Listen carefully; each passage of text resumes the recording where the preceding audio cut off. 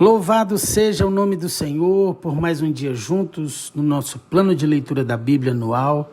Que propósito lindo, lendo toda a Bíblia durante esse ano. Quero dar as boas-vindas a você. Vamos nós, chame aí o familiar, pegue sua Bíblia, e vamos aos capítulos de hoje.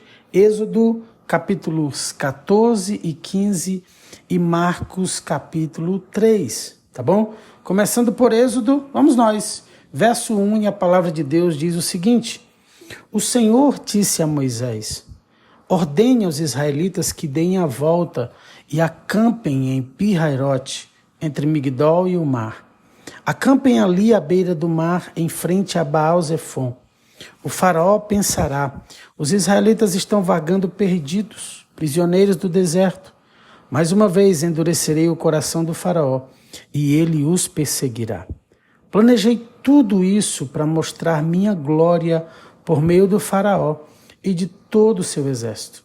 Então os egípcios saberão que eu sou o Senhor, e os israelitas assim fizeram. Quando o rei do Egito soube que o povo de Israel havia fugido, ele e os seus oficiais mudaram de ideia. O que fizemos? Perguntavam. Como podemos deixar todos os escravos israelitas escaparem? Então o faraó mandou preparar sua carruagem e convocou suas tropas. Levou consigo 600 dos melhores carros de guerra, além das demais carruagens de batalha do Egito, cada uma com seu comandante. O Senhor endureceu o coração do faraó, rei do Egito, para que ele perseguisse os israelitas que haviam partido triunfantemente. Os egípcios os perseguiram com todas as forças do exército do faraó. Todos os seus cavalos e carros de guerra, cavaleiros e tropas, e os alcançaram no acampamento em Pi-Hairote, à beira do mar, em frente a Baal-Zefon. Quando o faraó se aproximava, os israelitas levantaram os olhos e viram os egípcios marchando contra eles. Em pânico, clamaram ao Senhor e disseram a Moisés: Por que você nos trouxe ao deserto para morrer? Não havia sepulturas no Egito? O que você fez conosco? Por que nos forçou a sair do Egito? Quando estávamos no Egito, não lhe avisamos que isso aconteceria? Dissemos: deixe-nos em paz. Continuaremos a servir os egípcios. Afinal, é melhor ser escravo no Egito que ser um cadáver no deserto. Moisés, porém, disse: não tenham medo, apenas permaneçam firmes e vejam como o Senhor os resgatará neste dia. Vocês nunca mais verão os egípcios que estão vendo hoje. O próprio Senhor lutará por vocês. Fiquem calmos. Então o Senhor disse a Moisés: Por que você está clamando a mim? Diga ao povo que marche. Tome sua vara, estenda a mão sobre o mar. Divida as águas para que os israelitas atravessem pelo meio do mar em terra seca. Endurecerei o coração dos egípcios, e eles virão atrás de vocês. Mostrarei minha glória por meio do faraó e de suas tropas, seus carros de guerra e seus cavaleiros. Quando minha glória se manifestar por meio do faraó e de seus carros de guerra e seus cavaleiros, todo o Egito haverá e saberá que eu sou o Senhor. Então o anjo de Deus que ia diante do acampamento de Israel se posicionou atrás do povo. A coluna de nuvem também mudou de lugar, foi para a retaguarda e ficou entre o acampamento egípcio e o acampamento de Israel. A nuvem escura trouxe trevas para os egípcios, mas luz para os israelitas. Com isso, os dois grupos não se aproximaram durante toda a noite. Então Moisés estendeu a mão sobre o mar, e com um forte vento leste, o Senhor abriu caminho no meio das águas.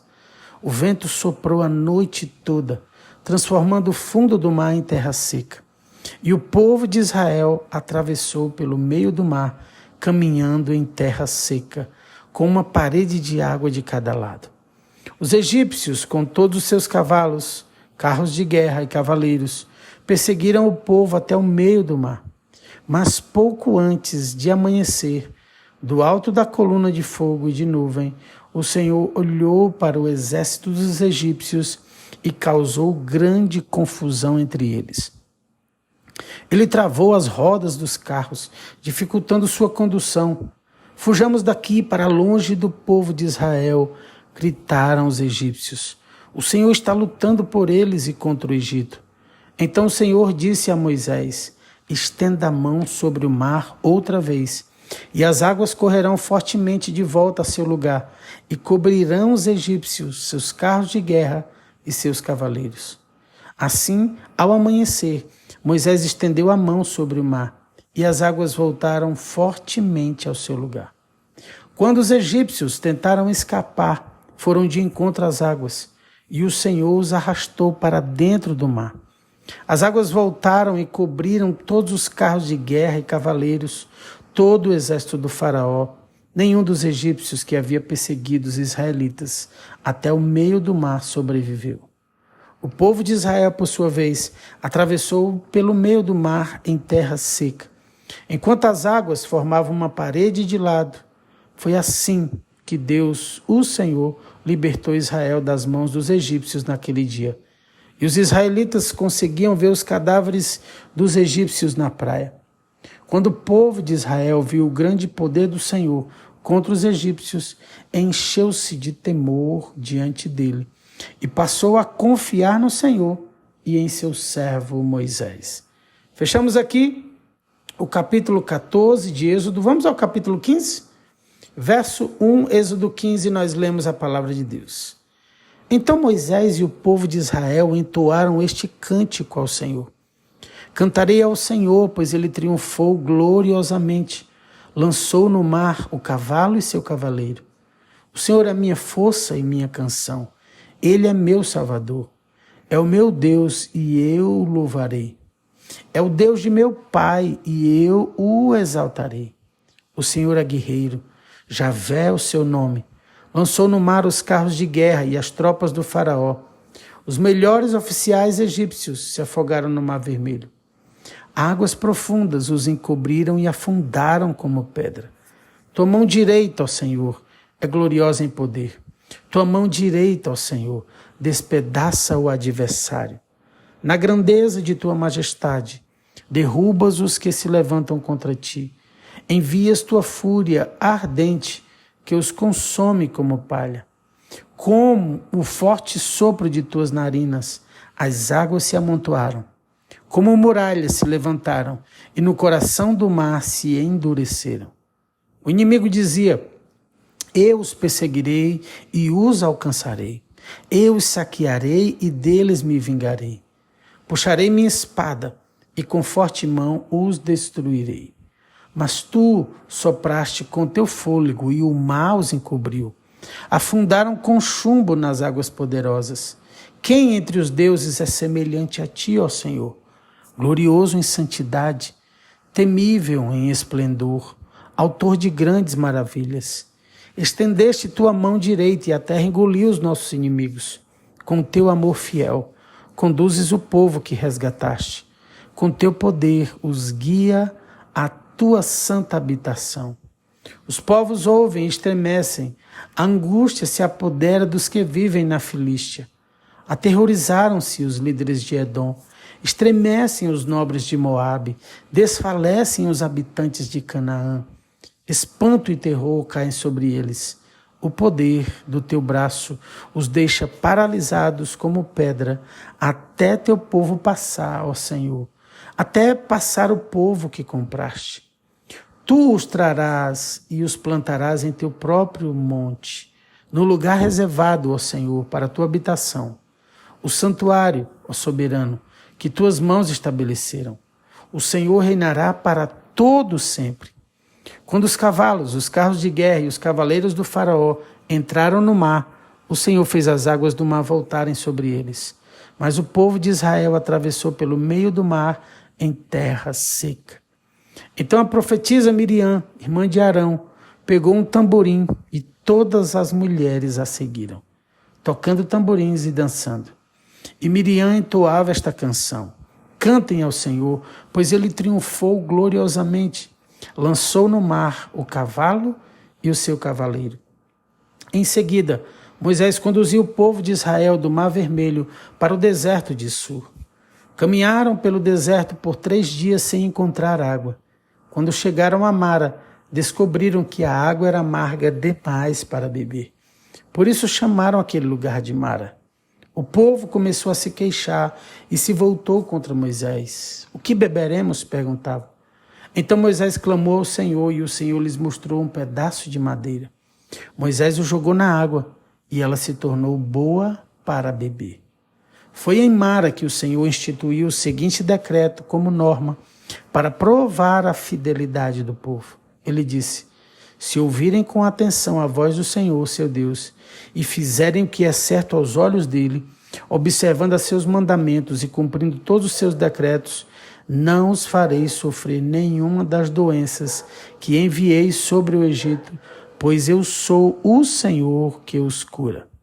Depois que saíram de Mara, os israelitas viajaram até Elim, onde encontraram 12 fontes de água e 70 palmeiras, e acamparam ali, junto às águas.